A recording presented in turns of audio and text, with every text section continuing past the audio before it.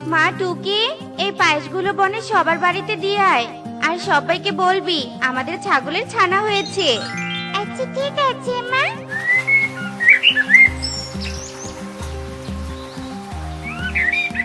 সুখী মাসি, ও সুখী মাসি, বাড়িতে আছো?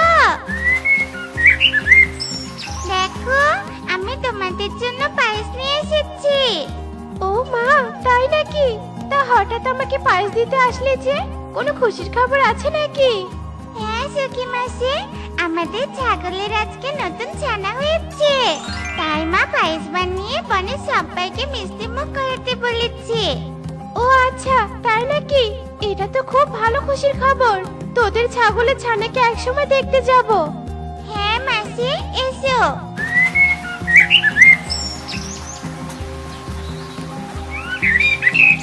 কাকুলি মাসি, ও কাকুলি মাসি, বাড়িতে আছো? এই টুনির ছানা, বাড়িতে এসে এভাবে চিৎকার করছিস কেন? জানিস না কালু এখন আরাম করে ঘুমাচ্ছে? সবাই তো রাতে ঘুমায়, তাহলে কালু আঙ্কেল এখন ঘুমায় কেন মাসি? তোকে এত কিছু জানতে হবে না, কি জন্য এসেছিস সেটা বল দেখি। আমাদের ছাগল ছানা হয়েছে, তাই মা তোমার জন্য পায়েস পাঠিয়েছে। পায়েস খেয়ে আমাদের ছাগল ছানাকে দেখতে এসো কেমন? আচ্ছা ঠিক আছে, যাব। কালু, এই কালু, তাড়াতাড়ি ওঠো, একটা খুশির খবর আছে। আচ্ছা বলো দেখি, কি খুশির খবর আছে? টুনির ছাগলের তো ছানা হয়েছে। ওই ছানা বড় হলে তো টুনি আরো ধনী হয়ে যাবে, তাই যা করতে হবে আজ রাতেই করব। এসব বলে কালু কাকুলি বুদ্ধি করতে থাকে, আর টুকি সবাইকে পায়েস দিয়ে বাড়িতে চলে যায়। আর এভাবেই বিকেল গড়িয়ে রাত নেমে আসে। রাত হতেই কালু কাকুলি টুনির বাড়িতে চলে যায়। কালু, আমি এদিক সেদিক ভালো করে দেখছি, আর তুমি টুনির ছাগলের ঘরে ঢুকে ছাগল দুটো নিয়ে তাড়াতাড়ি পালিয়ে যাও। আচ্ছা ঠিক আছে কাকুলি।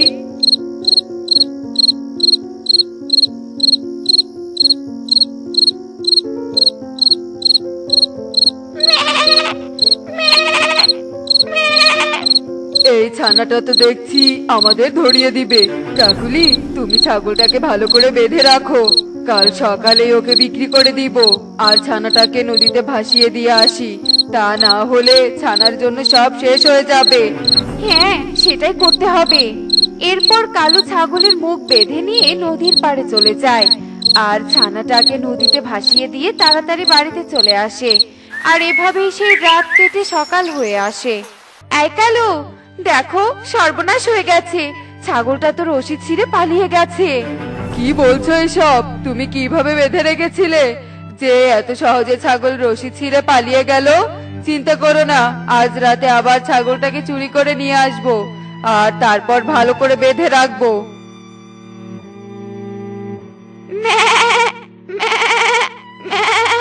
কি ব্যাপার টুকি, আজ আমাদের ছাগল এত চিৎকার চেঁচামেচি করছে কেন? মা, ছাগলের নতুন ছানা হয়েছে তো, তাই বুঝি চিৎকার করছে। তাই কি এত চিৎকার করবে? না না, আমি বরং বাইরে গিয়ে দেখি গলায় রশি বেঁধেছে কিনা। একে ছাগল, তুই বাইরে দাঁড়িয়ে আছিস কেন? তোর ছানাটাকেও তো দেখতে পাচ্ছি না। তার মানে কেউ কে চুরি করে নিয়ে গেছে। মা টুকি, চল চল, ছানাটাকে খুঁজে নিয়ে আসি। হ্যাঁ মা, চলো চলো। সুখী দিদি, আমাদের নতুন ছাগল ছানাটাকে দেখেছো? সকালে উঠে দেখি ছানাটা বাড়িতে নেই। না রে টুনি, আমি তো দেখিনি, তবে কাল রাতে ছানার চিৎকার শুনতে পেরেছি। বনের সব জায়গায় গিয়ে খুঁজে দেখ, ছানারা তো দৌড়াতে দৌড়াতে অনেক জায়গায় চলে যায়। কালু দাদা, আমাদের নতুন ছাগল ছানাটাকে দেখেছো? সকাল থেকে ছানাটাকে কোথাও খুঁজে পাচ্ছি না। কি ভেবেছিস তোর ছানাকে আমি চুরি করে নিয়ে এসেছি, তাই এসব আমাকে বলছিস? এক্ষুনি আমার বাড়ি থেকে বেরিয়ে যা বলছি। চলো মা, আমরা অন্য পাখিদের বাড়িতে যাই। এরপর টুনি আর টুকি অন্য পাখিদের বাড়িতে চলে যায়। আর এভাবে বনের সব বাড়িতে ছাগল ছানা খুঁজতে থাকে, কিন্তু তারা কোথাও ছাগল ছানাকে খুঁজে পায় না। মা, আমাদের ছাগল ছানাকে তো কোথাও খুঁজে পেলাম না, তবে আমাদের ছাগল ছানা হারিয়ে গেছে। জানি না রে মা, তবে ভাগ্যে থাকলে ঠিক ছানাকে খুঁজে পাবো। উঠতে উঠতে গলাটা শুকিয়ে গেছে। চল রে মা, নদী থেকে পানি খেয়ে আসি। মা দেখো, নদীতে কত সুন্দর নারকেল বাড়ি ভেসে যাচ্ছে। ওই বাড়িটা তুমি আমাকে এনে দাও না মা। আচ্ছা ঠিক আছে, আমি এনে দিচ্ছি। কত সুন্দর নারকেল বাড়িটা।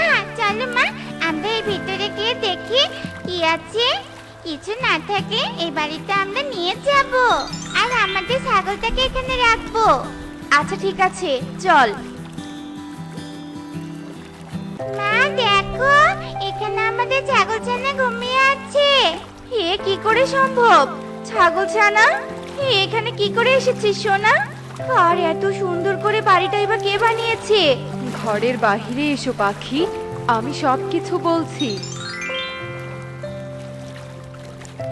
জল পড়ে তুমি এখানে? তোমার ছাগল ছানাকে নদীতে ভেসে যেতে দেখে আমি তাকে এই নারকেল বাড়িতে আশ্রয় দিয়েছি। কিন্তু আমি তো ছাগল ছানাকে ঘরে রেখেছিলাম, নদীতে কি করে এসেছে? তুমি নারকেল ঘরটা নিয়ে বাড়িতে যাও, তারপর সব বুঝতে পারবে। হ্যাঁ জলপরি, যাচ্ছি। আর তোমাকে অনেক ধন্যবাদ আমাদের ছাগল ছানাটাকে বাঁচিয়ে রাখার জন্য। এরপর টুনি নারকেল ঘরটা নিয়ে বাড়িতে চলে আসে আর ছাগল ছানাকে দেখে খুব খুশি হয়ে যায়। আর তখনই সেই পথ দিয়ে কাকুলি উড়ে যেতে সব দেখে অবাক হয়ে যায়। এ কি, এই ছাগল ছানাকে তো কালু নদীতে ভাসিয়ে দিয়েছে। তাহলে ছাগল ছানাটাকে টুনি বেঁচে কিভাবে নিয়ে আসলো? না, কালুকে এক্ষুনি সবটা বলতে হবে।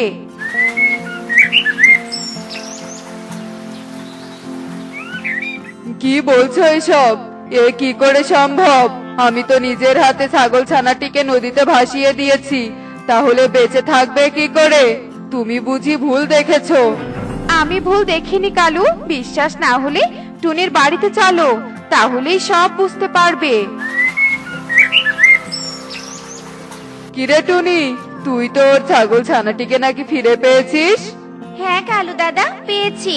এই নারকেল ঘরটার ভিতরে ছানাটা ঘুমাচ্ছে, আর ঘরটা জল পড়ে দিয়েছে। ঘরের ভিতরে গিয়ে দেখো, ভিতরটা দেখতে খুব সুন্দর। এরপর কালু কাকুলি যেই না নারকেল ঘরের ভেতরে যায়, তখনই একটা লাঠি এসে কালু আর কাকুলিকে মারতে থাকে। ওরে বাবারে, ওরে মারে! এটা কেমন ঘর? আমাদের এভাবে মারছে কেন? টুনি বোন, বাঁচা, আমাদেরকে বাঁচা। কালু, আমি বুঝেছি, আমরা টুনির ছাগল চুরি করেছিলাম বলে এই লাঠিটা আমাদের মারছে। টুনি, তুই আমাদের ক্ষমা করে দে। তুই ক্ষমা না করলে এই লাঠিটা মারতেই থাকবে। জাদুর লাঠি, ওদের আর মেরো না, ওরা ওদের ভুল বুঝতে পেরেছে। টুনির কথা শুনে জাদুর লাঠি অদৃশ্য হয়ে যায় আর কালু কাকুলি কাঁদতে কাঁদতে সেখান থেকে চলে যায়। চলো কাকুলি, আমরা আমাদের কাজে লেগে পড়ি। হ্যাঁ কালু, তুমি একটু দাঁড়াও, আমি আমার ভ্যানিটি ব্যাগটা নিয়ে আসছি। আর আমার দামি চশমাটা পরে এই বনের ধনী পাখি সেজে আসি। এই কথা বলে কাকুলি ঘরে চলে যায়, আর চোখে একটা চশমা আর হাতে একটা ভ্যানিটি ব্যাগ নিয়ে সে বাইরে চলে আসে। এরপর কালু কাকুলি মিলে বনের ভিতরে চলে আসে, আর সেখানে গিয়ে সে একটা ভিখারিকে ভিক্ষা করতে দেখতে পায়। আমাকে কিছু টাকা দে না রে বাবা, আমার যে অনেক বড় একটা রোগ ধরা পড়েছে। ডাক্তার বলেছে এই রোগ সারাতে অনেক টাকা লাগবে, আর তাই আমি পথে পথে ঘুরে নিজের চিকিৎসার জন্য ভিক্ষা করছি। দে না রে বাবা, আমাকে কিছু টাকা দে না রে। তোমাদের মতো গরিবদেরকে সাহায্য করার জন্যই আমরা বের হয়েছি বুড়িমা। এই নাও বুড়িমা, এই সবগুলো টাকা তোমার। তুই আমাকে এতগুলো টাকা দিলি রে বাবা, সৃষ্টিকর্তা তোদের মঙ্গল করুক রে বাবা, মঙ্গল করুক। এরপর সেই বৃদ্ধা যেই না টাকা নিয়ে চলে যাবে, ঠিক তখনই কালু সেই বৃদ্ধাকে ডাক দেয় আর বলে, এই বুড়ি আয়, আমার টাকা নিয়ে কোথায় যাচ্ছিস? দে বলছি, আমার টাকা দে। এসব তুই কি বলছিস রে বাবা? টাকা দিয়ে আবার ফেরত চাচ্ছিস কেন? তাহলে শোনো বুড়িমা, আমাদের কাজটাই হচ্ছে এমন যে আমরা গরিবদেরকে সাহায্য করে ভিডিও বানাই, আর সেই ভিডিও অনলাইনে আপলোড করে টাকা ইনকাম করি। এখন আমাদের ভিডিও বানানো শেষ, তাই আমরা আমাদের টাকা ফেরত নেব। এরপর কালু কাকুলি বৃদ্ধার কাছ থেকে টাকাগুলো কেড়ে নিয়ে সেখান থেকে চলে যায়। আর এদিকে মিনু বৃদ্ধা বলতে থাকে, পৃথিবীতে অনেক প্রতারক দেখেছি, কিন্তু এদের মতো প্রতারক আমি আর দুটো দেখিনি। কবুতর দাদা, আমার আর আমার মেয়ের অনেক খেতে পেয়েছে, আমাদেরকে একটু ভাত খেতে দিবে? টাকা দিলে ভাত খেতে কেন দিব না বলতো? কিন্তু টাকা না থাকলে আর এক মুহূর্ত আমার দোকানের সামনে দাঁড়াস না। কবুতরের কথা শুনে ময়ূরী ও তার মেয়ে সেখান থেকে চলে যায়। এদিকে কালু কাকুলি দূর থেকে কবুতর ও ময়ূরীর সব কথা শুনতে পায়, আর তাই তারা 2 প্যাকেট বিরিয়ানি কিনে ময়ূরীর কাছে চলে যায়।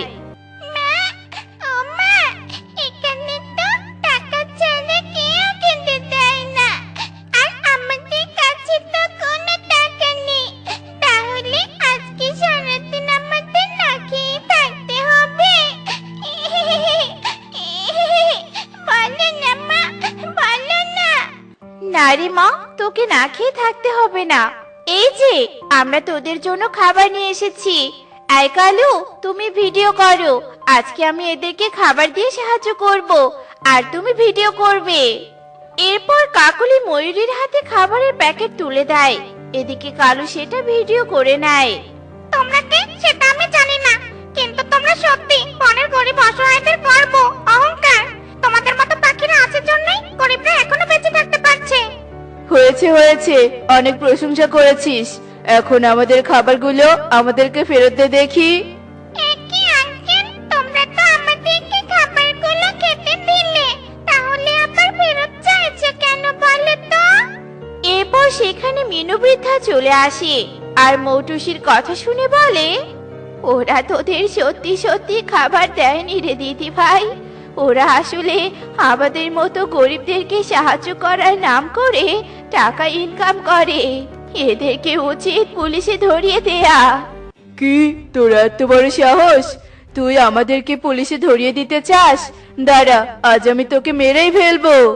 এই কথা বলে কালু একটা লাঠি হাতে নিয়ে যেই না মিনু বৃদ্ধার দিকে এগিয়ে আসে, ঠিক তখনই কালুর সামনে গাছে থাকা সেই পরিকন্যা চলে আসে।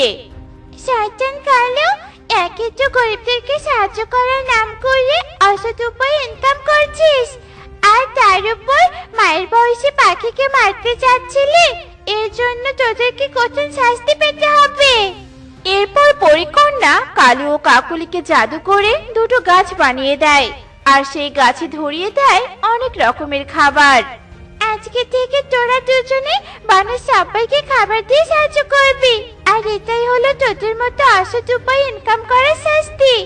আর তোরা সেদিনই মুক্তি পাবি যেদিন তোদের কাছে কোনো সৎ পাখি এসে খাবার খাবে, আর সেই সৎ পাখি তোদেরকে মুক্ত করতে পারবে। এরপর সেই পরী অদৃশ্য হয়ে যায়। এদিকে খাবার ধরা গাছ দেখে মিনু বৃদ্ধা ও ময়ূরী অনেক খুশি হয়ে যায়, আর তারা মনের সুখে গাছ থেকে খাবার পেড়ে খেতে থাকে। আর এভাবে দেখতে দেখতে সেই দিন কেটে যায়। এদিকে ধীরে ধীরে বনের সবাই খাবার ধরা গাছের সন্ধান পেয়ে যায়, কিন্তু কালু ও কাকুলিদের কাছে কোনো সৎ পাখির দেখা মেলে না। আর এভাবে দেখতে দেখতে প্রায় কয়েক মাস কেটে যায়। কাকুলি, এই কাকুলি, আর কতদিন আমাদেরকে এভাবে খাবার ধরা গাছ হয়ে থাকতে হবে বলো তো? আমার যে আর এভাবে থাকতে একদম ভালো লাগছে না। আমারও তো ভালো লাগছে না কালু, আর যদি আমরা সৎ উপায়ে কাজ করে পরিশ্রম করে খেতাম, তাহলে আমাদেরকে এত বড় শাস্তি পেতে হতো না। আরে এ আমি কি দেখছি? মা, ও মা, ওই দেখো খাবার ধরে গাছ। আমাকে এই গাছ থেকে খাবার পেড়ে দাও না মা, আমার যে খুব বার্গার খেতে ইচ্ছে করছে। এরপর টুনি গাছ থেকে 2টো বার্গার পেড়ে আনে, আর টুকি সহ বার্গার খেতে থাকে। আর টুনি টুকি বার্গার খাওয়ার সাথে সাথেই কালু কাকুলি মুক্তি পেয়ে যায়। আর কালু কাকুলিকে দেখে টুনি অবাক হয়ে যায়। এ কি, এসব আমি কি দেখছি? কারা তোমরা? আর খাবার ধরা গাছ দুটোই বা কোথায় গেল? আমরাই খাবার ধরা গাছ হয়েছিলাম, আর তোর মতো সৎ পাখি আমাদের কাছ থেকে খাবার খাওয়ায় আমরা মুক্তি পেয়েছি। তোমরা এসব কি বলছো? তোমরা এমন অদ্ভুত গাছ হয়ে কেন ছিলে বলো তো? এরপর কালু টুনিকে সব ঘটনা খুলে বলে, আর তাদের কথা শুনে টুনি বলে, সুন্দরভাবে জীবনযাপন করতে চাইলে আমাদেরকে সৎ আর পরিশ্রম করে রোজগার করতে হবে। কেননা সততার সাথে রোজগার করলে জীবনে অনেক দূর এগিয়ে যাওয়া যায়, আর পরিশ্রম করে রোজগার করলে সফলতা আসবেই। এরপর কালু কাকলি বাড়িতে চলে যায়, আর সেখানে গিয়ে দেখে তাদের বাড়িটা ভেঙে গেছে। এ কি কালু, আমাদের বাড়িটা তো ভেঙে গেছে, এখন আমরা কোথায় থাকবো? চিন্তা করো না কাকুলি, এই বাড়িটা আমাদের অসৎ উপায়ে রোজগার করে বানানো হয়েছিল, আর এর জন্য হয়তো এটা বেশি দিন টিকে থাকেনি। তবে এখন থেকে আমরা পরিশ্রম করে সংসার চালাবো, আর সুন্দর একটা বাড়িও বানাবো। দেখলে তো বন্ধুরা, অন্যকে ঠকানোর ফল কি হতে পারে। অন্যকে ঠকিয়ে নিজে কখনো সুখী হওয়া যায় না, তাই আমরা কখনো কাউকে ঠকাবো না। এমনই সব মজার মজার শিক্ষণীয় টুনি পাখির গল্প দেখতে আমাদের পাশেই থেকো। আর গল্পটি কেমন হয়েছে তা কমেন্টে জানাতে ভুলো না কিন্তু।